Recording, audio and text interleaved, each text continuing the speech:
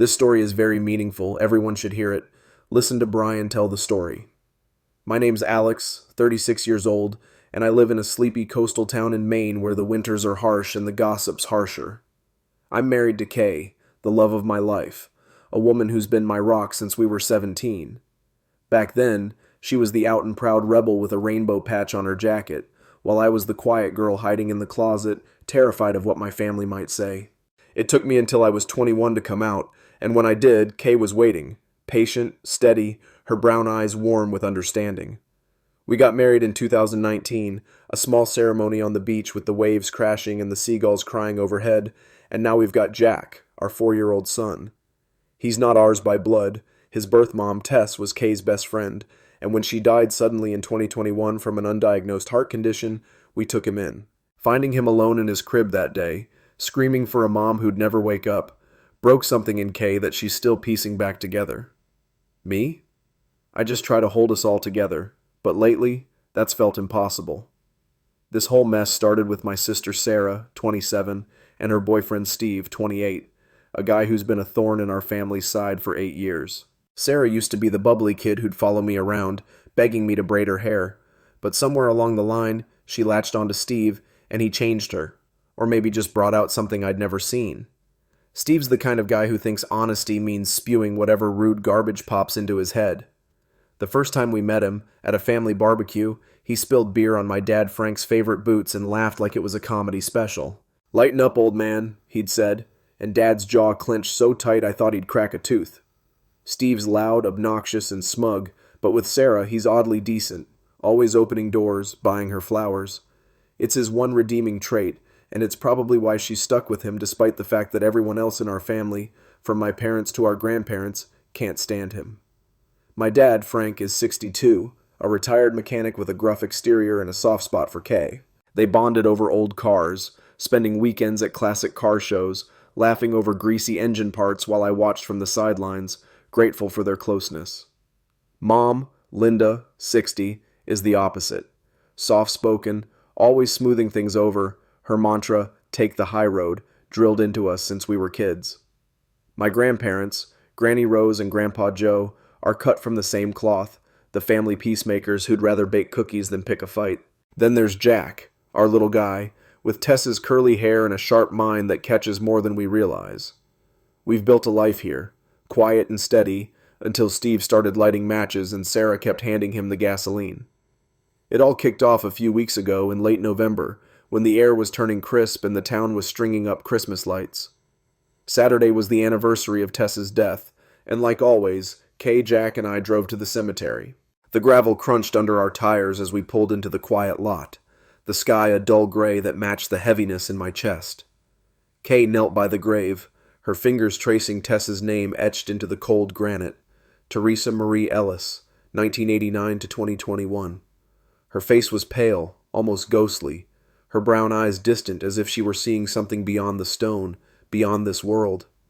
I stood a few feet back, holding Jack's hand as he fidgeted, his little boots scuffing the dirt. He didn't fully understand why Mommy Kay was so quiet, why we came here every year. "Is Tess sleeping?" he asked, his voice small and curious, his big hazel eyes, Tess's eyes, looking up at me. I swallowed hard, the lump in my throat choking me, and nodded. "Yeah, buddy, she's sleeping." My voice cracked, but I forced a smile, ruffling his curly hair to keep him from noticing. Kay didn't cry, she never does in front of us, but when she stood up, her shoulders were slumped, her hands shoved deep into her coat pockets. I could see the weight she carried, the grief that clung to her like a shadow. Tess had been her best friend since they were kids, the one who'd dragged her to punk concerts and taught her how to hotwire a car just for laughs.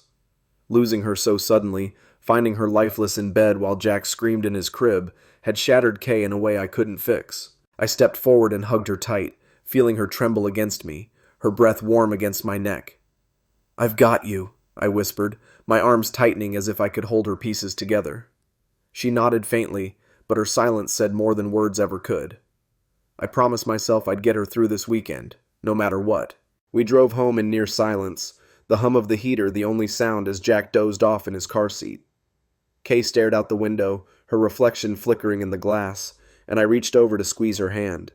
She squeezed back, weak but there, and I clung to that small sign of life. Back at our little house, a weathered Cape Cod with peeling blue paint and a porch that creaked in the wind, I made hot chocolate while Kay tucked Jack in. I heard her murmuring to him, her voice soft but strained, and when she came downstairs she looked at me with those tired eyes. "Thanks for today," she said, taking the mug I offered. "I know it's not easy for you either." I shrugged, sitting beside her on the couch, our knees touching. "You're my family, Kay. I'd do anything for you." She smiled, just a flicker, and leaned her head on my shoulder. For a moment, it felt like we could keep the world at bay. But the world doesn't wait, and Sunday brought the family gathering at my parents' house. It was a ritual. Every couple of months we'd pile into their cozy two-story home on Maple Street, the one with the sagging roof and the kitchen that always smelled like Mom's cooking. This time, it was pot roast, the rich aroma wafting through the house as I pushed open the front door, Jack darting ahead to find Grandpa Joe. I'd warned Kay about Steve on the drive over, my hands gripping the steering wheel a little too tight. "He'll be there," I said, glancing at her. She rolled her eyes, tugging her scarf tighter around her neck. "I'll survive, Alex. Just keep him away from me, okay?" I nodded, but the knot in my stomach told me it wouldn't be that simple. Inside, things started off normal enough. Mom was in the kitchen, her apron dusted with flour, fussing over the gravy. "Alex, grab the plates, will you?" she called, her voice bright but brittle, like she was trying too hard to keep things light. Dad was by the fireplace, his gray hair mussed, already deep in conversation with Kay about a '67 Mustang they'd seen at a show last month. Jack had dragged Grandpa Joe to the living room floor, where they were building a shaky tower out of wooden blocks. Granny Rose hovered nearby, her silver hair pulled into a bun, offering cookies to anyone who'd take them. It was the usual chaos, warm and familiar, until Sarah and Steve walked in. Sarah breezed through the door first, her blonde hair bouncing, a forced smile plastered on her face. "Hey, everyone," she chirped, too loud, like she was auditioning for a role she didn't fit. Steve slouched in behind her, his leather jacket creaking, a smirk tugging at his lips as he scanned the room. "Smells good, Linda," he said, dropping onto the couch without an invitation, his boots thudding on the hardwood. Mom flinched but kept stirring the pot, her shoulders stiffening. Dad shot me a look, here we go, and I felt Kay tense beside me. "Ignore him," I muttered under my breath, and she nodded, her jaw tight. For a while, it worked. Kay and Dad slipped into their car talk, standing off to the side near the crackling fire. I watched them, grateful for their bond, Dad's gruff laughter mixing with Kay's quiet quips about carburetors. But I could see she was struggling, her hands fidgeting with her scarf, her smiles not reaching her eyes. Tess's absence hung over her like a cloud, and I wasn't the only one who noticed. Dad caught my gaze, gave a subtle nod, and said to Kay, "Let's step out for a minute, kiddo. Get some air." She followed him to the backyard, her boots crunching on the frost, and I breathed a little easier knowing he'd look out for her. That's when Steve pounced. He'd been picking at a plate of cheese and crackers, sprawled across the couch like he owned the place, when he noticed they were gone. "Where'd they sneak off to?" he called out, his voice cutting through the room like a foghorn. Heads turned, Mom's, Granny's, mine. I tried to keep it casual, stepping closer to him. "They're just taking a walk, Steve. Kay needed a minute. It's a rough weekend with Tess and all." His face twisted, that smug grin I'd come to loathe spreading wide. "What, still crying over her dead friend? It's been 3 years. She needs to get over it already." My stomach lurched, a hot flush of anger creeping up my neck. Before I could snap, Grandpa Joe set his coffee cup down with a sharp clack, his usually gentle eyes blazing. "My best pal died 20 years ago, Steve, and I still miss him every damn day. You don't tell someone to get over that, you ignorant fool." His voice trembled, not with age but with fury, and the room went quiet. Steve blinked, thrown off, but he just shrugged, popping another cracker in his mouth. "Whatever, old man." I wanted to lunge at him, but Mom caught my eye, her silent plea, "Don't make it worse," holding me back. Kay and Dad returned a few minutes later, her cheeks flushed from the cold, a faint smile on her lips. "Better?" I whispered as she brushed past me. "Yeah," she murmured, squeezing my hand. We all sat down for lunch, the table groaning under the weight of Mom's spread. Roast, mashed potatoes, green beans, rolls. I thought maybe we'd dodge the storm, that Steve would keep his mouth shut for once. I was wrong. Kay was talking to Grandpa Joe about the Christmas fair, her voice soft but warming up as she described the giant snowslide Jack loved. "We could take you this year, Grandpa," she said, and he grinned, his wrinkles deepening. "I'd like that, kid." Steve, who'd been shoveling food into his mouth, suddenly slammed his fork down, the clatter making Jack jump. "Oh, here we go again," he shouted, loud enough to rattle the windows. "She's sucking up all the attention because her friend croaked 3 years ago. Get over it, Kay. We're all sick of hearing it." The table froze. Mom gasped, her hand flying to her mouth. Dad's knuckles whitened around his glass, his face darkening.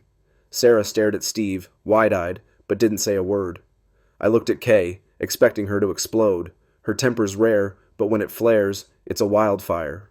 Instead, she turned to him, her eyes like ice, and spoke, her voice steady and lethal. "We weren't talking about Tess, Steve. I was planning a trip to the fair with Grandpa. But since you're being a dick, let me set you straight."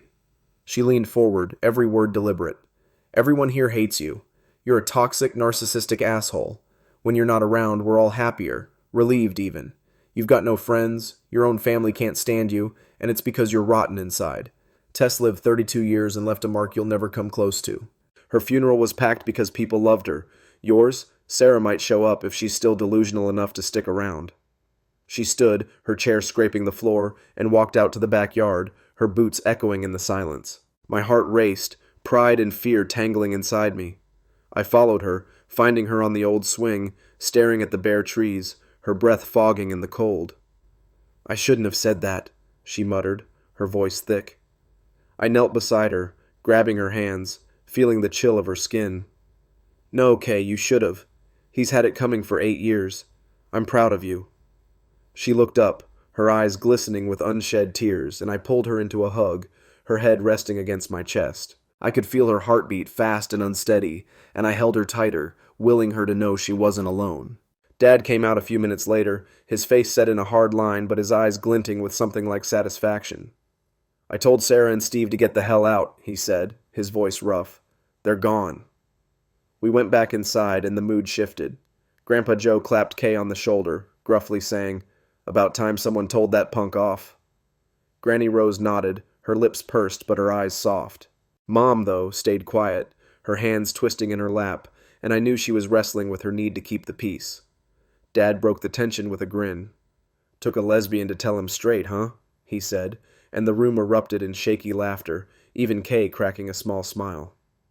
We stayed a while longer, the air lighter, before heading to Ellen's to pick up Jack, who'd spent the night there. But the fallout was just beginning. Monday morning my phone buzzed with Sarah's name. I answered, bracing myself. "Steve and I want an apology from Kay," she snapped, her voice shrill, "or we're not coming to Christmas." I snorted, leaning against the kitchen counter, the smell of coffee grounding me. "We're at Ellen's this year, Sarah, so it doesn't matter to me. Do what you want." She screeched, "She was way out of line, Alex," and hung up before I could argue. I rolled my eyes, figuring that was the end of it, until Dad called later, his tone weary. "Your mom's on me to make Kay apologize. I said hell no, and now she's saying Kay and I are ripping the family apart. I'm done, Alex. Me and Joe are coming to Ellen's for Christmas. I'm not eating turkey across from that bastard." My chest tightened, a mix of relief and guilt swirling inside me. "I'll check with Ellen," I said, and texted her right away. Her reply was instant. "Bring 'em! Frank better make that pecan pie, though." I smiled, but the weight of Mom's words lingered. That night, Mom showed up at our house, her eyes red and puffy, her coat still on like she couldn't settle. "Alex, why can't Kay just say sorry?" she pleaded, her voice breaking. "I want Sarah here, and she won't come without Steve." I sighed, setting down the dish I was washing, the suds dripping onto the counter. "Mom, Kay's not wrong. Steve's a jerk. We're all tired of pretending he's not. You can't keep bending over backwards for him." She shook her head, tears spilling over. "Take the high road, Alex," she said, her mantra like a broken record. I clenched my fists, the urge to scream bubbling up. "I've been on the high road for 8 years, Mom. I'm done." She left without another word, and I slumped against the counter, exhaustion seeping into my bones. Then came Mandy, Sarah's old high school buddy, a single mom with a knack for drama. She knocked on our door Tuesday afternoon, a tin of sugar cookies in hand, her red hair a wild mess, her son Tyler tugging at her jeans. "Heard about Sunday," she said, smirking as she stepped inside uninvited. "Sarah's a wreck. I'm here to help." I raised an eyebrow, crossing my arms. "Help how?" She plopped onto our couch, Tyler scampering off to explore. "Kay went overboard, Alex. Steve's not that bad. He's just misunderstood. You should talk her into apologizing. My patience snapped. Mandy, if you're here to defend Steve, get out. She laughed, sharp and bitter. Fine, but watch your back. Sarah's got something planned. She grabbed Tyler and left, her warning ringing in my ears. I locked the door, unease prickling my skin.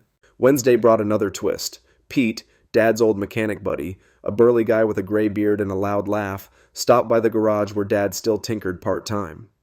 I was there dropping off lunch when Pete clapped me on the back. Heard Steve's been mouthing off about Kay downtown, he said, wiping grease off his hands. Called her some nasty shit at the diner last night, said she's got your whole family whipped. My stomach churned, anger flaring hot and fast.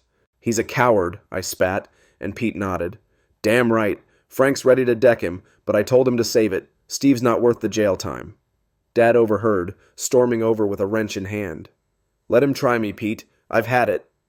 I grabbed his arm, feeling the tension in his muscles. Dad, don't. We'll handle it. He grunted, but I saw the fire in his eyes, and it scared me. By Friday, the town was buzzing. Steve's outburst at the diner had spread like wildfire, and people were picking sides. Ellen called me that night, her voice calm but firm. Folks at the market were talking, Alex. Some think Kay was too harsh, but most say Steve's a prick. You holding up? I paced the kitchen, Jack's crayons scattered on the table. Barely. Mom's a mess, Sarah's unhinged, and now Steve's trash-talking Kay in public. I don't know how much more I can take. She paused, then said, Bring Jack over tomorrow. We'll bake cookies, give you and Kay a breather. I smiled, grateful for her steady presence. Thanks, Ellen. You're a lifesaver. Saturday. I dropped Jack off at Ellen's, a sprawling farmhouse just outside town, its red barn weathered but welcoming. Kay stayed home, needing space, and I headed to the hardware store for Dad. That's when I ran into Liz, a barista from the coffee shop downtown, a wiry woman with pink-streaked hair and a quick smile. Alex, you okay? She asked, grabbing a bag of nails off the shelf. Heard Steve's been running his mouth, said Kay's a liar and you're all suckers for believing her. My blood boiled, my hands shaking as I gripped a paint can. He's a parasite, Liz. I'm done with him. And Sarah, if she keeps this up. She nodded, her eyes sharp. Watch out, though. I saw them with Mandy at the diner this morning, whispering like they're plotting something. People are saying they might crash the fair tomorrow. My heart sank, the pieces clicking together. Mandy's warning, Steve's public tantrum. Thanks for the heads up, I said, and she squeezed my shoulder. You've got more friends here than they do, Alex, remember that. Sunday was the Christmas fair, and I went in braced for a fight. Ellen, Dad, Grandpa Joe, Mom, and I piled into Dad's truck, Jack chattering about the snowslide the whole way. The fairground was alive, lights twinkling, vendors hawking wreaths and cider, kids shrieking on rides. We'd told Mom up front, if Sarah or Steve show, we're gone. She swore they wouldn't, her voice tight, but I didn't trust it, not with Liz's warning echoing in my head. Jack tugged Dad and Mom to the slide, his laughter cutting through the noise, and I watched them go, a flicker of hope warming me. Maybe we'd get through this. Then Mom came back alone, tears streaming down her face. I pulled her aside, my pulse spiking. What's wrong? She choked out. Jack said he's glad Steve isn't here. He called him a bad man, said his teacher taught him mean people are bad, and Steve's always mean. My throat tightened, picturing Jack's stubborn little face, his voice so sure. Mom wiped her eyes, her hands shaking. If a 4-year-old can see it, Alex, what am I doing wrong? I took her hands, my voice steady despite the ache tearing through me. Mom, you've got to figure out what you want. Not Sarah, not Steve, not me. You. She nodded, her lips trembling, and I saw the crack widen in her resolve. Later, I caught her talking to Ellen, their heads close as they walked behind us, Ellen's arm around her. I couldn't hear them, but Mom's shoulders lifted, and when she looked at me, there was a spark I hadn't seen in days. Monday, she called. I'm coming to Ellen's for Christmas, she said, her voice firm. We're shopping next week. She's good people, Alex. Relief flooded me, but it was short-lived. Sarah found out and lost her mind. She called me screaming, Happy now? You turned Mom against me. Before I could respond, she unleashed a torrent, slurs about me and Kay that burned my ears, and then the knife twist. Jack's just a bastard anyway. My vision blurred, tears and rage blinding me. I hung up, blocked her, and texted the family. Sarah's done. I'm out. Granny Rose called Sarah, her voice shaking as she disowned her. Dad tore into Steve over the phone, calling him the worst thing to hit our family. Mom and Dad went low contact, leaving a sliver of hope if Sarah ditched Steve, but I was finished. She tried fake Instagram accounts, begging forgiveness, but I blocked them all. Then came the fair showdown, Sarah and Steve crashing in, her screaming, Granny slapping her, the town watching. We left after, Ellen's house our refuge, but the rumors flew. They'd planned a Christmas Eve stunt at my parents'. We weren't there. Ellen's warm kitchen held us instead, Mandy flipping sides with Tyler in tow, apologizing. Kay held me by the fire, Jack asleep upstairs, and I wondered, would Sarah ever see the light, or was she lost to Steve's poison? It all kicked off a few weeks ago, in late November, when the air was turning crisp and the town was stringing up Christmas lights. Saturday was the anniversary of Tessa's death, and like always, Kay, Jack, and I drove to the cemetery. The gravel crunched under our tires as we pulled into the quiet lot, the sky a dull gray that matched the heaviness in my chest. Kay knelt by the grave, her fingers tracing Tessa's name etched into the cold granite, Teresa Marie Ellis, 1989 to 2021. Her face was pale, almost ghostly, her brown eyes distant as if she were seeing something beyond the stone, beyond this world. I stood a few feet back, holding Jack's hand as he fidgeted, his little boots scuffing the dirt. He didn't fully understand why Mommy Kay was so quiet, why we came here every year. "Is Tess sleeping?" he asked, his voice small and curious, his big hazel eyes, Tessa's eyes, looking up at me. I swallowed hard, the lump in my throat choking me, and nodded. "Yeah, buddy, she's sleeping." My voice cracked, but I forced a smile, ruffling his curly hair to keep him from noticing. Kay didn't cry. She never does in front of us. But when she stood up, her shoulders were slumped, her hands shoved deep into her coat pockets. I could see the weight she carried, the grief that clung to her like a shadow. Tess had been her best friend since they were kids, the one who'd dragged her to punk concerts and taught her how to hotwire a car just for laughs. Losing her so suddenly, finding her lifeless in bed while Jack screamed in his crib, had shattered Kay in a way I couldn't fix. I stepped forward and hugged her tight, feeling her tremble against me, her breath warm against my neck. "I've got you," I whispered, my arms tightening as if I could hold her pieces together. She nodded faintly, but her silence said more than words ever could. I promised myself I'd get her through this weekend, no matter what. We drove home in near silence, the hum of the heater the only sound as Jack dozed off in his car seat. Kay stared out the window, her reflection flickering in the glass, and I reached over to squeeze her hand. She squeezed back, weak but there, and I clung to that small sign of life. Back at our little house, a weathered Cape Cod with peeling blue paint and a porch that creaked in the wind, I made hot chocolate while Kay tucked Jack in. I heard her murmuring to him, her voice soft but strained, and when she came downstairs she looked at me with those tired eyes. "Thanks for today," she said, taking the mug I offered. "I know it's not easy for you either." I shrugged, sitting beside her on the couch, our knees touching. "You're my family, Kay. I'd do anything for you." She smiled, just a flicker, and leaned her head on my shoulder. For a moment, it felt like we could keep the world at bay. Sunday brought the family gathering at my parents' house, a cozy two-story place on Maple Street filled with the smell of Mom's pot roast. I'd warned Kay about Steve on the drive over, my hands gripping the wheel too tight. "He'll be there," I said, glancing at her. She rolled her eyes, tugging her scarf tighter. "I'll survive, Alex. Just keep him away from me." We walked in, Jack darting ahead to find Grandpa Joe, and at first it was fine. Mom fussing in the kitchen, Dad and Kay by the fireplace talking cars, Granny Rose offering cookies. Then Sarah and Steve arrived, her forced cheer clashing with his smug slouch. "Smells good, Linda," he said, dropping onto the couch, boots thudding. Mom flinched, Dad glared, and Kay tensed beside me. Kay was off, her hands fidgeting, her smiles faint. Dad noticed too, suggesting a walk. "Let's get some air," he said, and she followed him outside. I watched them go, grateful, until Steve opened his mouth. "Where'd they sneak off to?" he bellowed from the couch, loud enough to make Mom jump. I tried to keep it light. "Just a walk, Steve. Kay needed a minute. It's Tessa's anniversary."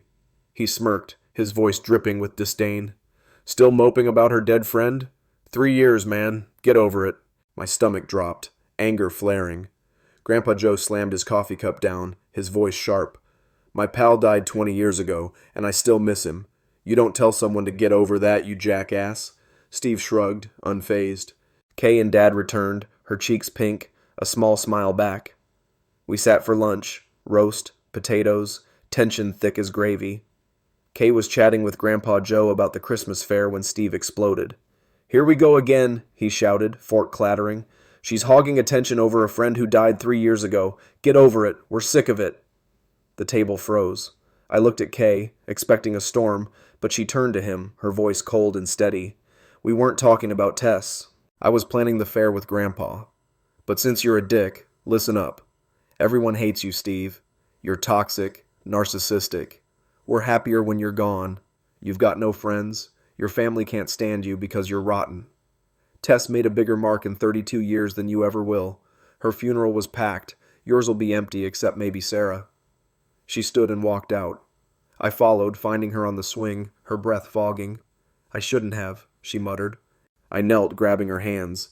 "You should have. I'm proud." Dad came out, grim but satisfied. "They're gone." Inside, everyone but Mom rallied around Kay. Dad grinned, took a lesbian to tell him straight, and we laughed, the air easing. But Monday, Sarah called, demanding an apology or they'd skip Christmas.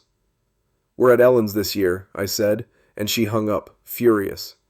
Dad called later. Mom wanted Kay to apologize, he refused, and now he and Grandpa Joe were joining us at Ellen's. "I'm done with that bastard," he said. Ellen texted, "Bring him. Frank, bring pie." Mom cornered me that night, teary. "Why can't Kay say sorry? I want Sarah here." I sighed. "She's not wrong, Mom. We're tired of Steve." She left, muttering, "Take the high road," and I nearly screamed. Mandy, Sarah's friend, showed up Tuesday with cookies and a smirk. Kay overreacted. Steve's misunderstood. I snapped, "Get out if you're defending him." She laughed. "Watch your back. Sarah's planning something." Wednesday, Pete, Dad's mechanic pal, told me Steve trashed Kay at the diner, called her a liar, us suckers. Dad gripped a wrench, furious. "Let him try me." I stopped him, but the town buzzed, splitting sides. Ellen called, "Most say Steve's a prick. You okay?" I paced. "Barely." Saturday, Liz, a barista, warned me at the store. Saw Sarah, Steve, and Mandy plotting at the diner, might crash the fair. My heart sank. Sunday at the fair, lights, cider, Jack's laughter, we braced ourselves. Mom swore they wouldn't come, but when she returned from the slide with Jack, tears streamed down her face. He said Steve's a bad man. Mean people are bad. I held her hands. "What do you want, Mom?" She nodded, cracking. Later, she and Ellen talked, and Monday she said, "I'm coming to Ellen's." Sarah called, raging, "You turned Mom against me."